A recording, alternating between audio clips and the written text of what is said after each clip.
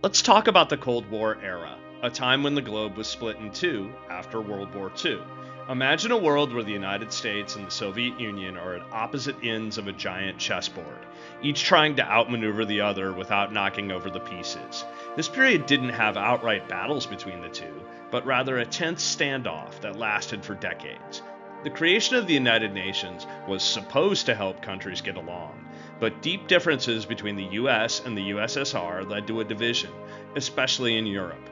This division was so famous, it got its own nickname, the Iron Curtain.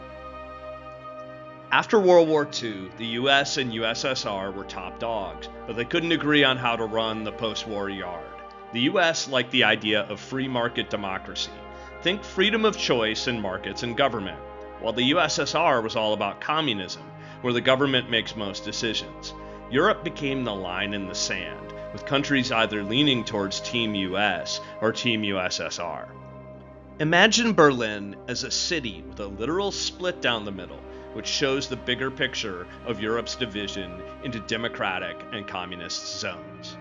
Both sides collected nuclear weapons like they were going out of style, leading to a scary standoff known as MAD, mutually assured destruction.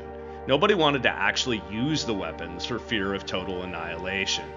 It wasn't all about weapons. Both sides also tried to win hearts and minds through propaganda and secret operations to expand their influence.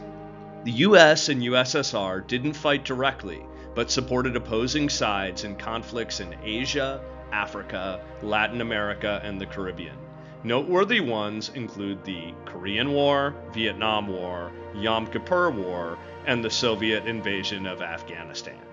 The planet was essentially split into two camps, causing tension that lasted for years. The buildup of nuclear weapons during this time was a looming threat that haunted world peace. Countries often had to pick a side, shaping their policies and alliances for a long time. This era influenced everything from movies and books to how history was taught, often shown as a battle of us versus them. To wrap it up, the Cold War changed how countries interacted, competed, and viewed each other in the late 20th century. Its end, highlighted by the fall of the Berlin Wall and the collapse of the Soviet Union, opened a new chapter, but left issues that still affect global relations today. What do you think those issues are?